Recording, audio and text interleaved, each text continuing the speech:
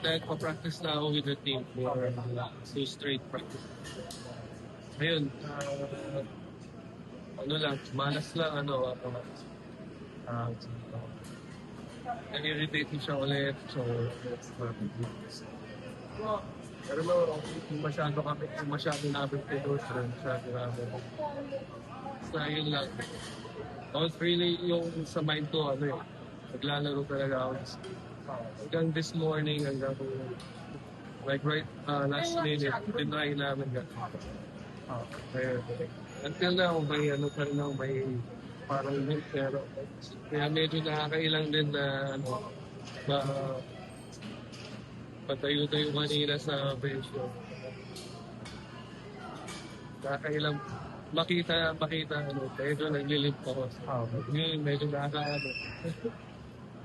Ano ba yung specific na injury sa Yeah, kumbaga lang talaga siya. Sorry lang talaga. Mali lang talaga yung landing. And then, yung specific injuries, rest talaga. Rest, ilagyan ng any weight-bearing exercise. Ayun, nagpa-practice na ako at sa gym na 2 beses. Unfortunately, kung lang. Ingat. Pero yung mas Magnolia, maglalaro ka na?